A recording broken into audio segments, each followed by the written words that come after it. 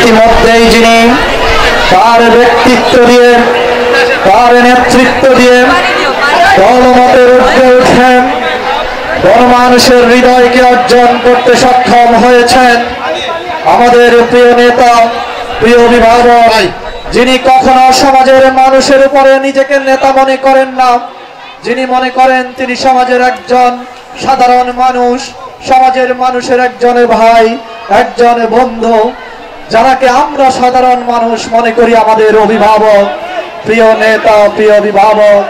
আজকের এই শারদীয় দুর্গা উৎসবের মাননীয় প্রধান অতিথি নন্দিত জননেতা জনাব আমিনুল হক, নন্দিত জননেতা জনাব আমিনুল হক।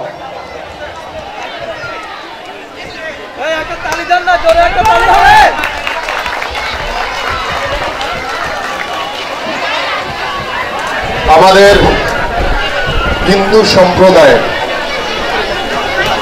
সবচেয়ে বড় উৎসব এই দুর্গা পূজার উৎসব মুখর পরিবেশে আপনাদের সকলকে শারদীয় শুভেচ্ছা এবং এই শুভেচ্ছার মাধ্যমে আমরা মুসলমান, হিন্দু, বৌদ্ধ, খ্রিস্টান যেই ধর্মের যে সকল উৎসব রয়েছে সকল উৎসবেই আমরা আপনাদের পাশে থেকে আপনাদেরকে সাথে রেখে আমরা আমাদের প্রত্যেকটি উৎসবের প্রতি যে সহমর্মিতা রয়েছে সেটা প্রকাশ করার জন্য আমরা এখানে আজকে উপস্থিত হয়েছি। প্রিয় উপস্থিতি, প্রিয় এলাকাবাসী, আপনারা জানেন যে গত 17 বছর এই স্বৈরাচার সরকার আপনাদের কাছে কখনো এইরকম সমস্যা শোনার জন্য আসছিল কখনো আসে নাই। কিন্তু আমরা তো সরকারে নাই, আমরা ক্ষমতায় নাই, কিন্তু আমাদের মাননীয় ভারপ্রাপ্ত চেয়ারম্যান জনাব তারেক রহমানের নির্দেশনায় আপনাদের আজকের এই উৎসবে আপনাদের সাথে উৎসবে অংশগ্রহণ করার জন্য এখানে উপস্থিত হয়েছি এবং আপনাদের যে সকল সমস্যাগুলো রয়েছে সেই সমস্যাগুলো শুনে আমি চেষ্টা করব যেগুলো আমার সামর্থ্যের ভিতরে রয়েছে এই মুহূর্তে আমরা সেটা তাৎক্ষণিকভাবে সমাধান করার চেষ্টা করব। আর যেই সমস্যাগুলো এখন সমাধান করতে পারবো না সেটা আপনাদের ভোটে, এদেশের সাধারণ মানুষের ভোটে আগামীর ফেব্রুয়ারিতে যে নির্বাচন হবে সেই নির্বাচনে আপনাদের ভোটে যদি বাংলাদেশ জাতীয়তাবাদী দল বিএনপি নির্বাচিত হতে পারে, সরকার গঠন করতে পারে, আপনাদের সকল সমস্যার সমাধান করা হবে। পাশাপাশি আজকের যে উৎসব মুখর পরিবেশে আমরা উপস্থিত হয়েছি আপনাদের এই উৎসবকে যে সহমর্মিতা জানানোর জন্য, যে আন্তরিকতা, যে ভ্রাতৃত্ববোধ তৈরি করার মাধ্যমে আমরা একই সমাজে বসবাস করি।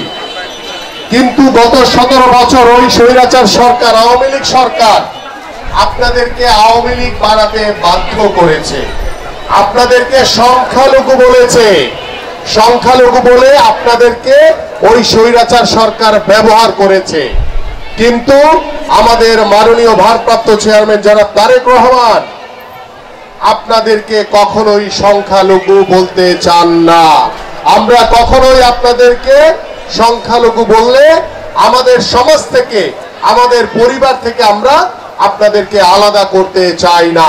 আমি বিশ্বাস করি আপনারা আমার বাবা, মা, ভাই, বোন, বন্ধু, সন্তান, আমরা একই পরিবারের মতো একই সমাজে বাস করব, আমাদের ভিতরে কোনো প্রকার কোনো বিভেদ থাকবে না।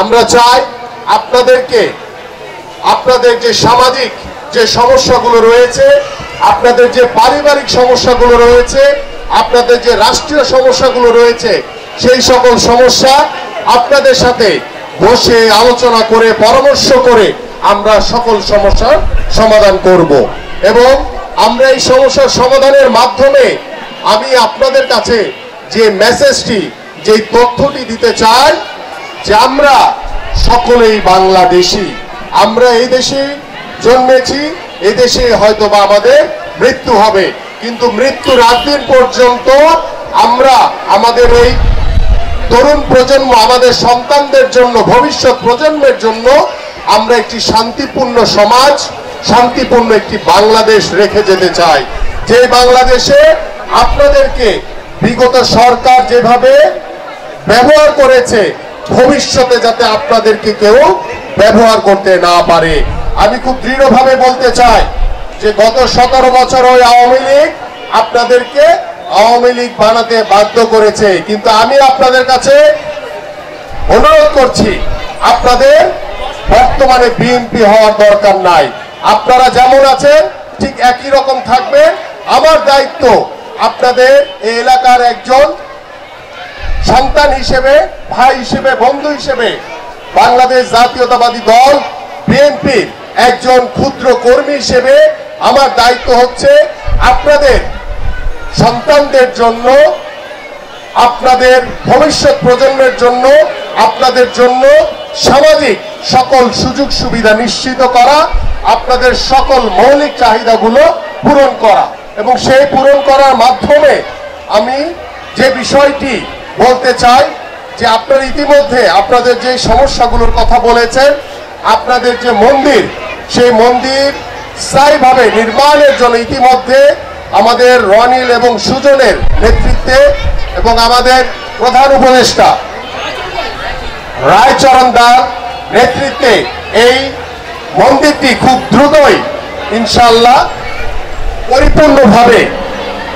পরিপূর্ণভাবে নির্মাণ হবে, এবং আমরা বিশ্বাস করি আমাদের যে প্রত্যাশা, যে চাওয়া, সেই চাওয়ার ভিতরে আপনাদের যে বিষয়টি রয়েছে যে মন্দিরটি দ্রুত সমাপ্ত করা কার্যক্রম এবং স্থায়ীভাবে মন্দিরটি তৈরি করা, এবং পাশাপাশি আপনারা যেটি বলেছেন যে আপনাদের একটি শ্মশান ঘাট প্রয়োজন, সেই শ্মশানেরও দ্রুতই ব্যবস্থা হয়ে যাবে। এবং আমরা বিশ্বাস করি এই শ্মশান এবং এই মন্দিরের জন্য আমি আগেও এই রনিল এবং এই সুজনের সাথে যখন যেটা আমার সামর্থ্যের ভিতরে যেটা প্রয়োজন সেটা আমি দিয়েছি, এবং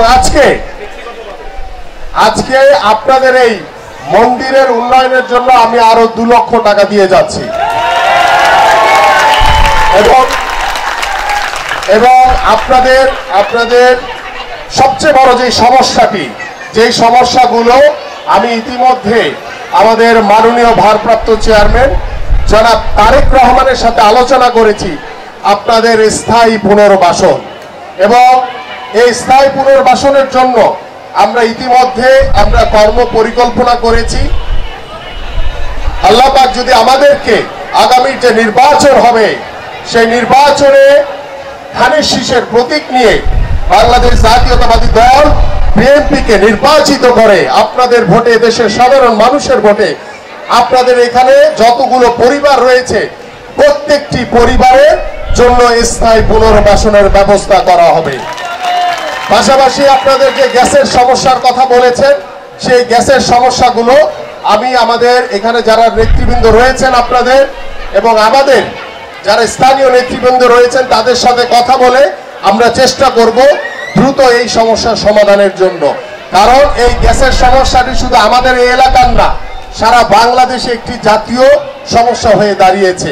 তো আমরা চেষ্টা করব আপনাদের এই গ্যাসের সমস্যা কিংবা পানির যে সমস্যাগুলো রয়েছে কিভাবে দ্রুত সমাধান করা যায়। পাশাপাশি আমাদের সন্তানদের জন্য, ভবিষ্যৎ প্রজন্মের জন্য, বেকার যারা যুবক রয়েছে তাদের জন্য আমরা অগ্রাধিকার ভিত্তিতে সরকারি চাকরি এবং বেসরকারি চাকরি আমরা নিশ্চিত করতে চাই আপনাদের জন্য। কারণ আমরা বিশ্বাস করি একটি শিক্ষিত জাতি, একটি শিক্ষিত সমাজ আমাদের বাংলাদেশকে একটি পরিপূর্ণভাবে একটি সুন্দর সমৃদ্ধশালী বাংলাদেশে পরিণত করতে পারবে।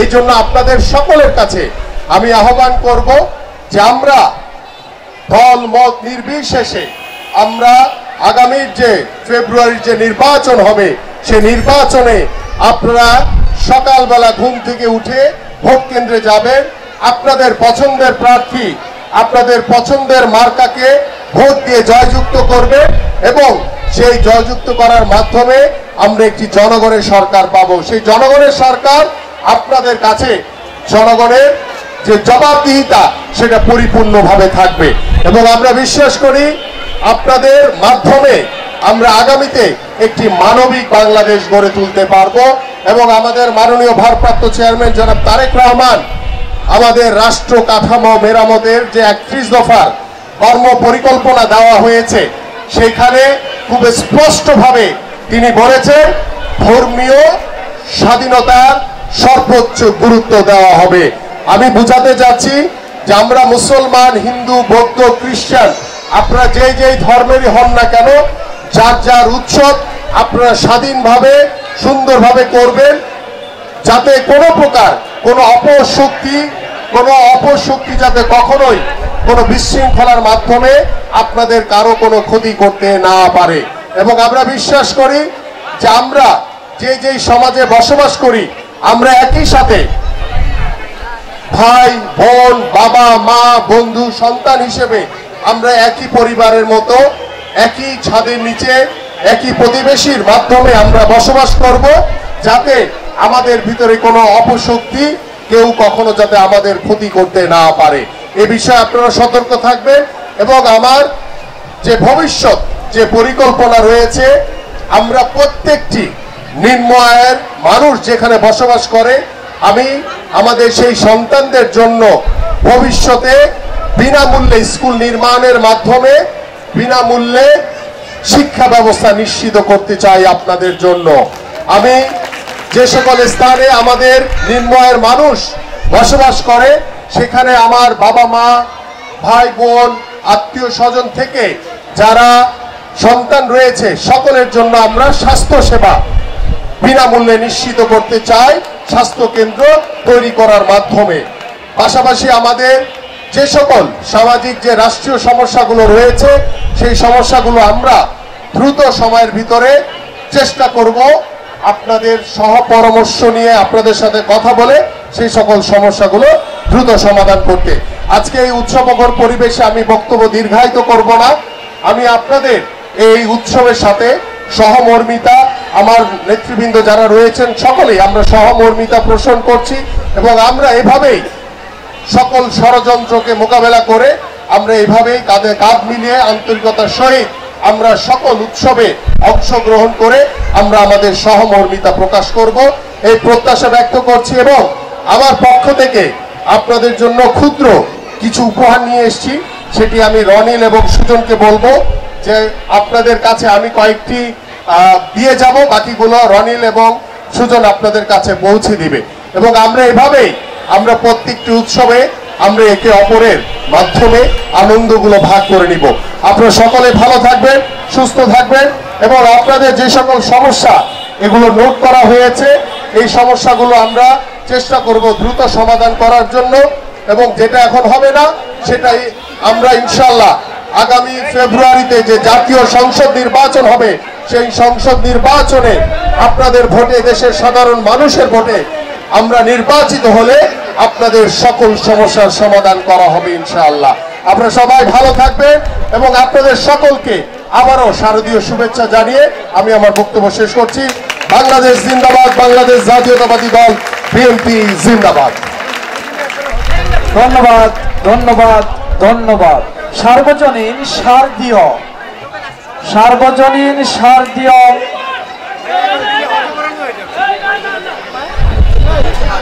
এই দুর্গা উৎসবের এই শুভ শারদ লগ্নে আপনার বক্তব্য, আপনার ওয়াদা সাজিয়ে তুলেছেন আরাধনা ও আনন্দের এক মহা উৎসব। অভিনন্দন জনাব আমিনুল হক। আপনাদের সামনে এতক্ষণ কে বক্তব্য দিয়েছে প্রত্যেকে নাম বলতে হবে। কে বক্তব্য দিয়েছে? সবাই বলে নয়, প্রত্যেককে বলতে হবে কে বক্তব্য দিয়েছে। কে বক্তব্য দিয়েছে? আমিনুল হকের মার্কা কি জানেন?